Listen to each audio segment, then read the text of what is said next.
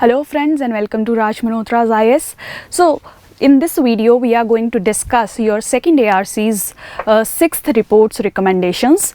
This is second in the series of our discussions on second ARC's sixth report. इससे पहले भी एक video there is already on our channel on the sixth report itself. Some of the recommendations have been discussed in that video, and today we will discuss the next set of our recommendations. So these are some of the topics on which we are going to discuss today's recommendations. So let's begin the discussions. तो ये कुछ issues हैं, as I talked about these issues in the last video. Please check that video if you have not already, to know the basics that we are, of local governments. The basics of local governments have been discussed in that video. तो वो आपको वहाँ से पता चल जाएंगे. तो ये कुछ issues है that exist in our local governments as of now. उनकी functions में problem है, finances में issue है, उनकी functionaries में. I have discussed these in some detail in the last video. Please check that before watching this video if you have not seen that one. तो इस video में हम कुछ next set of recommendations in issues के लिए जो second ARCs ने recommendations दिए इन इश्यूज़ को फाइट करने के लिए, that we will discuss in this video. ये 4 ऑलरेडी डिस्कस हो चुके हैं. So let's begin with the first recommendation of ARC for this video. तो इस recommendation में the second ARC says that we need to prune the parastatals. तो parastatals क्या होते हैं? These are mainly government or semi-government your agencies. Okay, they are involved in the functioning or the work that is given by your government, central or state government. They perform at the local levels. Okay. These are so government और semi government institutions और organisations. ठीक है, अब issue क्या आता है, as I told you in the last video, कि एक लोकल एरिया में, आप रूरल एरिया कंसिडर कर लीजिए चाहे urban area, there are multiple agencies that are working for one purpose. जैसे आप वाटर मैनेजमेंट की एग्जाम्पल ले लीजिए, तो एक ही एरिया में you will see that there are multiple agencies. जैसे दिल्ली जल बोर्ड हो गया, DRDA हो गया, डिस्ट्रिक्ट कमिश्नर के ऑफिस में भी ये रिस्पॉन्सिबिलिटी होती है, ज़िला काउंसिल के भी. So there are n number of bodies that are working on the same issue. ठीक है, सो इससे what is the issue that arises is that there is no coordination among these different bodies. ये different bodies एक water से related एक function करती जा रही हैं, but there is no convergence in solving the water related issues. ठीक है, तो उस इशू को ऐसा ही हर सेक्टर में एग्जिस्ट करता है. आप ट्रांसपोर्ट सेक्टर की एग्जाम्पल ले लीजिए टू अंडरस्टैंड इट बेटर. तो देखिए आप यूके और इंडिया की एग्जाम्पल लीजिए ट्रांसपोर्ट सेक्टर की. Let's just take this example to better understand the issue of multiplicity of agencies. This is the issue of multiplicity of agencies. ठीक है, तो यहाँ पे there is just one ministry of transport, जिसके under you will have railways, roadways, airways, waterways. But in India you will have multiple ministry of railway is there. ठीक है, ministry of your separate water management ministry is there. That means the transport sector is not entirely under one. Ministry of Road Transport is another ministry in India. So there are multiple ministries. Whereas in US you have one ministry for everything. तो integration better हो जाती है. Road, railway, waterways, हर transport means को you can integrate. ऐसा ही same हमारे urban या रूरल गवर्नेंस में होता है. There are also multiple agencies working for same thing या related thing, instead of one agency overlooking the one agenda. ठीक है, तो इस इशू को पैरास्टैटल्स का इशू कहा जाता है. सो दिस क्रिएट्स इंटीग्रेशन का issue, coordination issue. You can't fix the responsibility of water के सेक्टर में. If there is any issue you can't point it to one agency, because there are multiple agencies responsible, not just to the one agency. ठीक है, तो इसी वजह से बहुत issues create होते हैं. That is why your second ARC says that the central and state governments should avoid setting up such organization, such government organization outside the ambit of your local government. जैसे कि आपकी ग्राम सभा हो गई, ज़िला परिषद हो गई, डिफरेंट लेवल्स पे.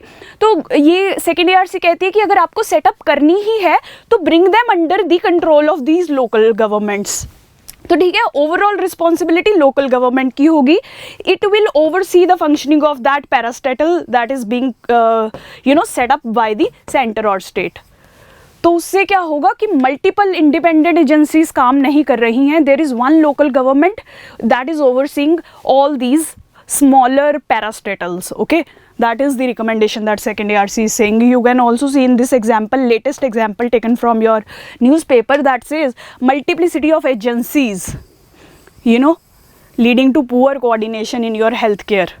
That says a study, a research that was conducted in your some part of your Bengaluru.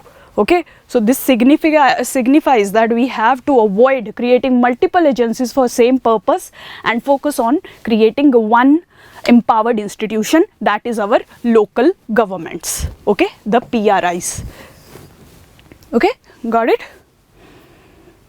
Now the second set of recommendation that the second ARC makes in its 6th report is with regard to the State Election Commission.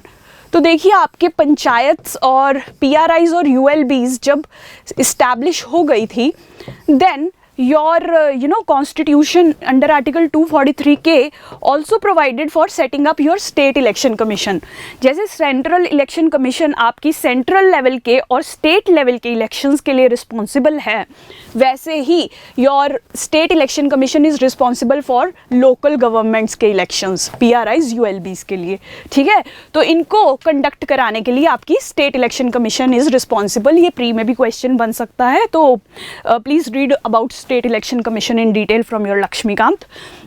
तो इसमें recommendation क्या दी है ARC ने, is that one, कि इसकी independence ensure करने के लिए there should be a collegium to appoint the members of state election commission. ठीक है, government should not be responsible. अभी तक state governments are responsible for the appointment of state election committees members. That should not be the case. There should be a collegium और a committee comprising of your chief minister, speaker, leader of opposition to appoint state election commission. Okay, appointments में fairness लाने के लिए we need a collegium.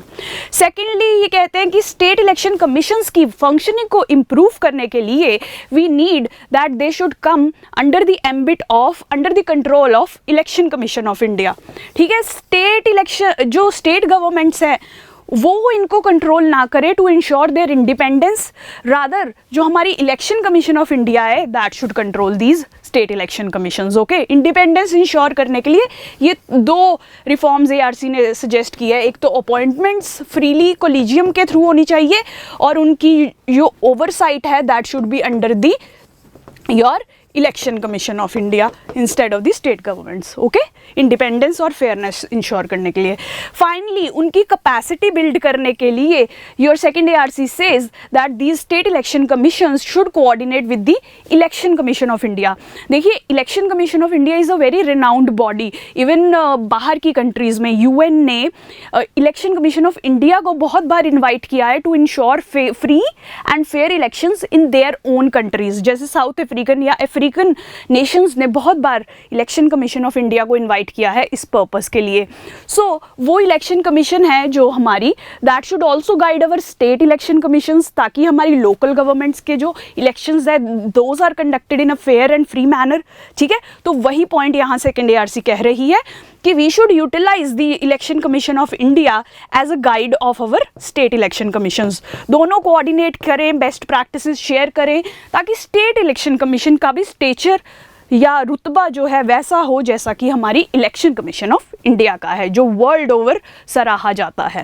That is what this recommendation says. Okay, now next the ARC says that we need to create legislative councils in our states where we provide the representation of local bodies. Usse there would be these local bodies will get their voice at the state legislatures level. Let me explain this to you. जैसे हमारे centre में क्या होता है, at central level we have Rajya Sabha and Lok Sabha. Rajya Sabha में we have states voice ना. Here states representatives are present. So states can raise their issues or concerns through their representatives in Rajya Sabha. In the similar fashion, your second ARC is saying that at state level we should establish legislative councils. Legislative assemblies are already there where you have MLAs etc. So we should create these legislative councils like the Rajya Sabha where we have local governments voice या representatives. Okay, that is what the second ARC recommends here. Okay, you can always make such kind of comparisons to better understand these topics and even draw these in your papers to better explain your point. Okay, so this is what the second ARC is recommending in this discussion. Now, for integrated planning at your district level, to ensure integrated planning, your second ARC says that we need to have district councils. Okay, तो अभी क्या होता है कि as I told you there are multiple agencies at the district level working in different fields, so we do not have much of the integration of all the areas plans at a district level. So to ensure that integration कि पूरे district का उसमें जो भी villages आते हैं या urban areas आते हैं, rural plus urban areas जितने भी आते हैं, there should be one plan made for that entire district. And this should be the responsibility of an empowered institution, that would be the district council. All the members of the district council will be elected by the people themselves. So we need to create such district council containing elected members, you know, to ensure integrated and, you know, planning of urban as well as rural areas at the district level. Okay, that is what your second ARC is recommending in this point. फिर all the functions जो 11th और 12th schedule में हैं, this is for PRIs as I told you already, this is for your ULBs और urban local bodies. इसमें 29 subjects हैं, इसमें 18 subjects हैं, तो all these subjects should be under the ambit of district council. कि जैसे water को कैसे manage करना है, agriculture को कैसे, fisheries को कैसे manage करना है, all these subjects are mentioned in your these lists of 11th and 12th schedule. These should come under the ambit of your district council because it is planning for the entire district. तो जो rural government के पास powers हैं या subjects हैं, that will go to district council. वैसे ही urban government के पास जो subjects हैं, that would also go to district council. So that is what your ARC is recommending in this point. अभी देखिए already under article 243 we have DPCs, ठीक है, district planning committees या councils. These were also set up to ensure, you know, integrated planning at district levels, but they have not been very effective in ensuring that function. That is why second ARC says these will become redundant. We should remove this or abolish this. Instead, we should set up only one body at the district level, that would be district council. Okay, for entire district's planning this body will be responsible. Okay, so DPCs will have to be removed, but the second ARC says कि थोड़े time के लिए जब तक we are not establishing district councils in all the districts, till that time we should continue with the DPCs itself. DPCs में जो district planning officer हमें you should know establish कर देना चाहिए, who is responsible for planning the activities of that district. जब तक हम district councils नहीं एस्टैब्लिश करते तब तक we should continue with the DPCs, क्योंकि DPCs ऑलरेडी बहुत सारे डिस्ट्रिक्ट्स में एग्जिस्ट करती हैं, but they are not functioning to the expected levels. There are still many bodies outside DPCs that are acting, जैसे कि आपका ज़िला परिषद हो गया या आपका डिस्ट्रिक्ट कमिश्नर का ऑफिस हो गया, DRD, ऐसे बहुत सारी agencies still exist. So second ARC says कि इन सब को खत्म करो and bring one district council. ठीक है, अब इससे एक इशू और भी आ जाता है that what will be the role of your district collector. अगर आप सब रिमूव कर देंगे, so what role your district collector will perform. So second ARC says that there are two points of views. एक तो कहता है कि abolish district collector, एक कहता है कि district collector can be made the head of district council your. ठीक है, तो देखिए completely abolish the DC और keeping the DC over district council, कि district council के ऊपर authority DC की होगी. ये दो पॉइंट ऑफ व्यूज चल रहे हैं, but second ARC says that we can take a middle ground, कि ना तो डिस्ट्रिक्ट आपके कलेक्टर को ख़त्म करो, ना डिस्ट्रिक्ट काउंसलर को, डिस्ट्रिक्ट कलेक्टर को kind of over powering body बना दो डिस्ट्रिक्ट काउंसिल की. District council should be the centre and district collector can act in coordination with your district council. Okay, तो डिस्ट्रिक्ट कलेक्टर की भी strength को आप यूज़ करो and you also create an empowered district council that would be planning for the entire district. That is what this recommendation is saying. We can establish the district collector as the chief officer of your district council. Okay, so this is a very important point with regard to your district council, so must make a note of that. So the next recommendation that your second ARC is making here is with regard to participatory governance. तो देखिए, local governments create करने का सबसे बड़ा जो objective है that is to ensure people's participation in your governance processes, in your decision making processes. Participatory democracy को ensure करने के लिए we have establish this local governments at your local levels, जहाँ लोग खुद आके अपने लिए पॉलिसीज़ प्लान्स बना सके कि उनकी हेल्थ कंडीशंस को इम्प्रूव करने के लिए क्या करना है, उनकी एजुकेशनल कंडीशंस को इम्प्रूव करने के लिए क्या करना है. वो खुद अपने लिए बजट बनाए कि लेट्स जस्ट सपोज कि एक सिटी है, एक रूरल एरिया है R1 and वहाँ पे sanitation conditions are very poor. So the people of that rural area R1 come together and they decide to make a budget which spends maximum of its money on sanitation facilities. ठीक है, so that is what is participatory governance. People are deciding for their own selves that what they need, what are their needs, and accordingly they are planning their budgets and their functioning according to that. That is what is your participatory governance. Okay, तो इसको ensure करने के लिए, इसको strengthen करने के लिए what your second ARC recommends is that we need to create awareness among people. हमारे लोगों को पता तो होना चाहिए that they have these powers or rights or even responsibilities to be a part of our governance process through the local bodies that we are setting up under our 73rd 74th amendment. हमारे यहाँ क्या है कि बहुत ज़्यादा illiteracy है, इतनी rights और responsibilities की knowledge we don't have. That is why we do not participate in our municipalities. जैसे आप किसी city में रहते होंगे, कितनी बार आप municipality के पास गए हैं कि ये सीवेज मैनेजमेंट अच्छे से कीजिए या हमारा सॉलिड वेस्ट मैनेजमेंट अच्छे से कीजिए. We don't do that because we are not aware that much aware about our rights and responsibilities as the citizens of that local area.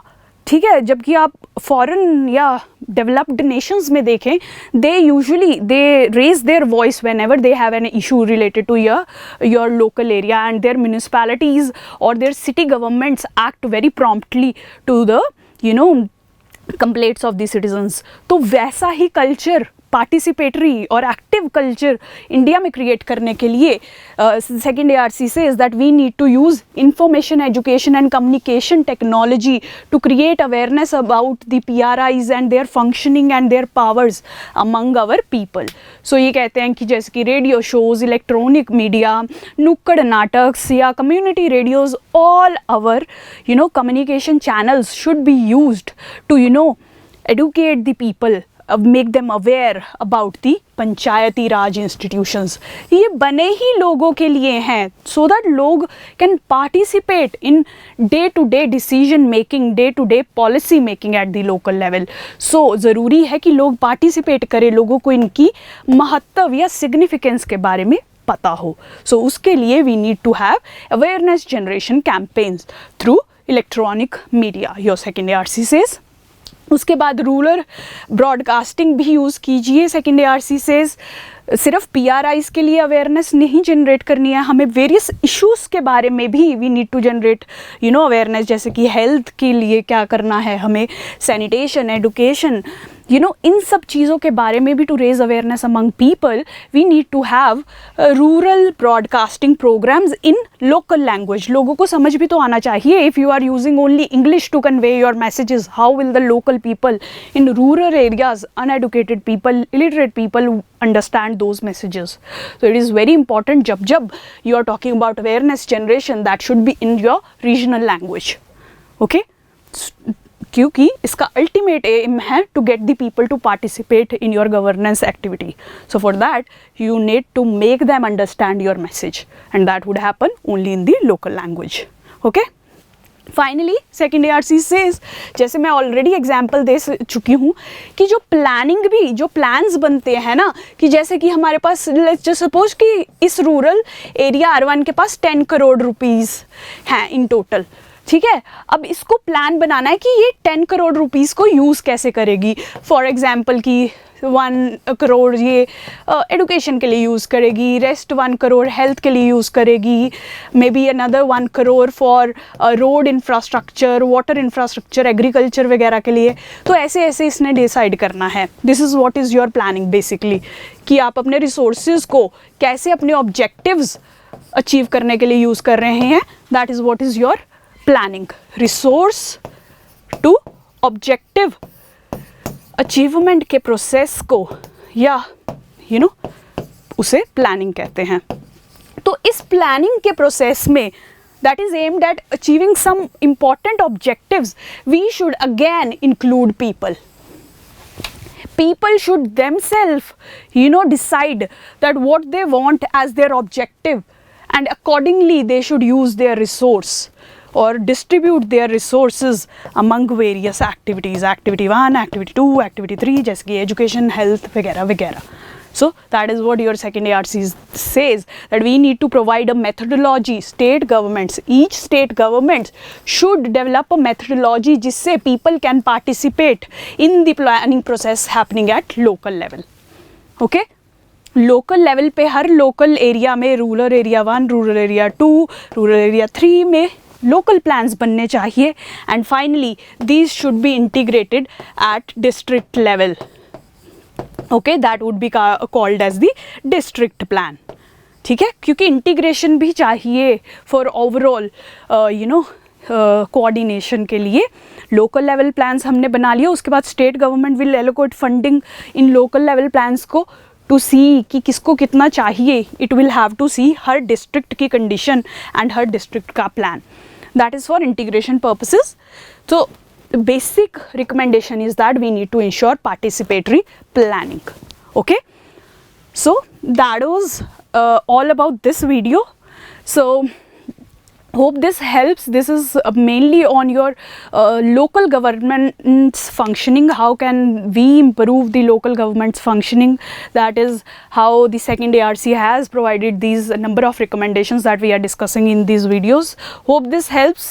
If you have still some doubts, then post it in your comment sections. We will reply to that. Thank you so much for watching.